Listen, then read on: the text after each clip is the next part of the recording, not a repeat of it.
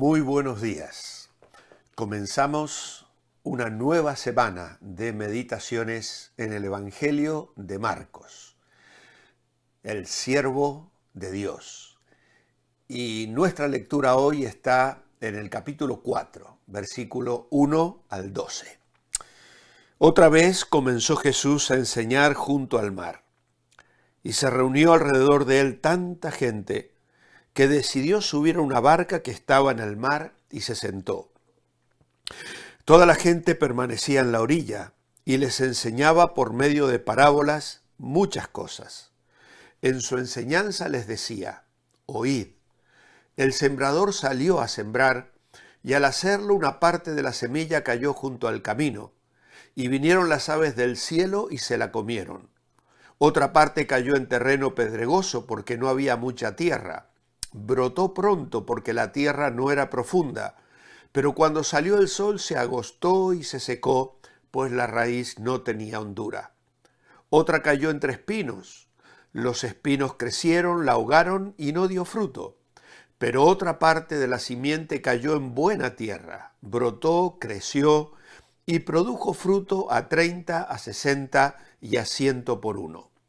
Y añadió Jesús: el que tenga oídos para oír, oiga. Cuando se quedó a solas, los que estaban cerca de él, junto con los 12, le preguntaron sobre el significado de la parábola. Y les dijo: a vosotros os es dado saber el misterio del reino de Dios, pero a quienes están fuera, todo se les dice por parábolas, para que viendo vean y no perciban, y oyendo oigan y no entiendan, no sea que se conviertan y les sean perdonados los pecados. La escena que Marcos describe es bella y sorprendente. Jesús se sienta en una barca para enseñar a una multitud que desde la orilla del mar escucha con atención. Esta parábola ayudó a los discípulos a comprender por qué Jesús no se impresionaba por las grandes multitudes que le seguían. Sabía que la mayoría de ellos jamás produciría el fruto de una vida cambiada, porque la palabra que les estaba enseñando era como semilla que caía en tierra mala, tierra que no habría de dar fruto permanente o fruto abundante o fruto verdaderamente productivo. Las parábolas con las que Jesús enseñaba llamaban la atención de todos.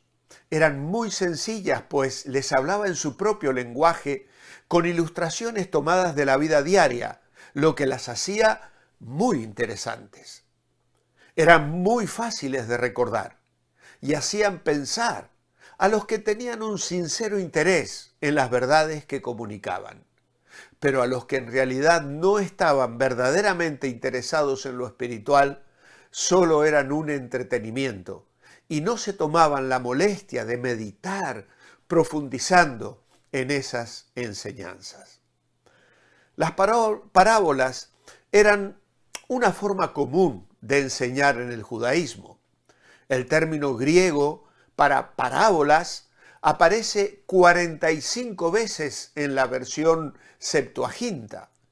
La parábola es una larga analogía frecuentemente presentada en la forma de una historia.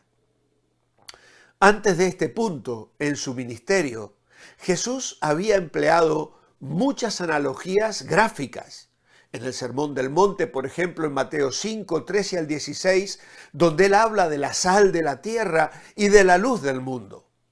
Pero el significado de estas había sido bastante claro en el contexto de las enseñanzas propias de ese sermón. Ahora, las parábolas que el Señor comienza a usar a partir de este momento requerían mayor explicación. Y Jesús las emplea para oscurecer la verdad ante los incrédulos, mientras la hacía clara para los suyos, para sus discípulos. Por el resto de su ministerio en Galilea, Jesús habló a las multitudes solo en parábolas. El acto de Jesús de velar la verdad ante los incrédulos fue tanto un acto de juicio como un acto de misericordia. Fue un acto de juicio porque los mantuvo en la oscuridad que tanto amaban. En Juan 3:19 dice que los seres humanos amaron más las tinieblas que la luz. Y fue también un acto de misericordia, porque ellos ya habían rechazado la luz. De forma que cualquier exposición adicional a la verdad solo habría aumentado la condenación que vendría sobre ellos. No tenemos que olvidar la actitud de los escribas y de los fariseos, que habían atribuido a Satanás los milagros de Jesús. Ellos eran los que estaban fuera, a los que Jesús señala en el versículo 11. Estaban fuera del círculo porque eran hostiles. No eran discípulos de Cristo y para ellos las parábolas eran difíciles de comprender porque colocaban un velo sobre las verdades que las parábolas expresaban. La ceguera de ellos era por voluntad propia y el rechazo de Jesús era la respuesta en el lenguaje del profeta Isaías, capítulo 6, versículos 9 y 10, que el Señor en realidad pronuncia contra ellos. Vamos a leer esta cita de Isaías. Isaías, capítulo 6, versículos 9 y 10, dice así: Y dijo, anda y dile a este pueblo, oíd bien, pero no entendáis, observar con atención, pero no comprendáis. Embota el corazón de este pueblo, endurece sus oídos y ciega sus ojos, para que no vea con sus ojos, ni oiga con sus oídos, ni su corazón entienda, ni se convierta, y ni sea sanado. Era una declaración de juicio divino sobre un pueblo pecador que había rechazado una y otra vez el mensaje de amor, de misericordia, de advertencia, de juicio que Dios había de traer sobre ellos. Por eso, la dificultad para entender radicaba en que sus corazones estaban endurecidos. Falta de sensibilidad espiritual. La dureza de su corazón daba como fruto una ceguera espiritual, una insensibilidad espiritual. Por eso el Señor dice aquí, para que viendo no vean. Aquí Jesús parece sugerir que su propia incredulidad se debe a su ceguera espiritual. En Lucas capítulo 8, versículo 10, Jesús enfatiza allí, sin embargo, la iniciativa de Dios de oscurecer la verdad ante los incrédulos. Y dice allí, a vosotros os es dado conocer los misterios del reino de Dios, pero a los otros por parábolas, para que viendo no vean y oyendo no entiendan.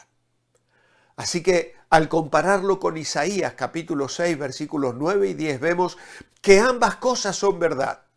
No debemos pensar que Dios los encegueció porque de alguna forma se deleita en la destrucción de ellos. De ninguna manera vamos a pensar así. En Ezequiel capítulo 33 y versículo 11, Dios dice, diles, vivo yo, dice el Señor, que no quiero la muerte del impío, sino que se vuelva el impío de su camino y que viva. Volveos, volveos de vuestros malos caminos. ¿Por qué habéis de morir, casa de Israel? Esta ceguera debe ser vista como un acto de misericordia, pues impide que su condenación sea aún mucho mayor. Eran las verdades del reino, presentadas en forma de misterios, porque no fueron reveladas en el Antiguo Testamento y ahora son manifestadas por Jesús, pero solamente a los que estaban ligados a Él íntimamente.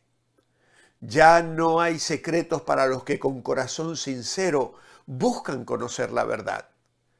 El discipulado significa la iniciación en el secreto del reino de Dios, y ese conocimiento vendrá de forma gradual a aquellos que le aman y le siguen. Y así es todavía en la experiencia de la vida cristiana.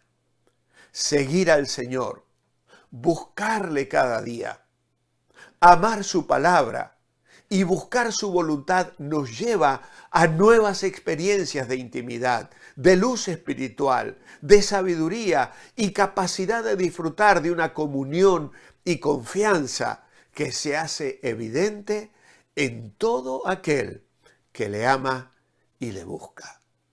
Por eso llama la atención y nos deleita pensar en que el Señor luego habla con los suyos. Y dice el verso 10, cuando se quedó a solas, los que estaban cerca de él, junto con los 12, es decir, no solo eran los 12, habían más personas alrededor de Jesús. Y entonces le preguntaron el significado de esta parábola. ¿Eres de los que están en casa? ¿Eres de los que se quedan a solas con Jesús? ¿Eres de aquellos que buscan la intimidad con Él al punto tal que sobre tus rodillas puedes decir, Señor, abre mi mente, ilumina mi corazón, enséñame tus verdades, porque mi corazón es dócil, maleable. Tú lo puedes, Señor, formar, tú lo puedes cambiar. Hazlo, Señor, hoy a través de tu palabra en mi vida personal.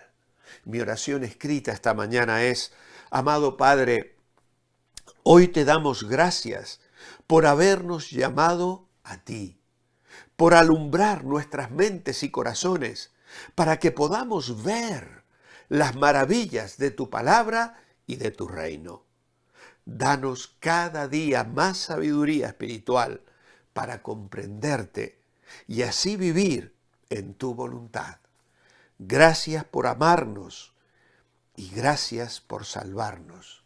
En tu nombre, amén. Amados hermanos, que el Señor os bendiga, que os mantengáis bendecibles, recordando que lo que os deleita os dirige y que ese deleite lo encontréis en la íntima comunión con el Señor. Que así sea. Hasta mañana.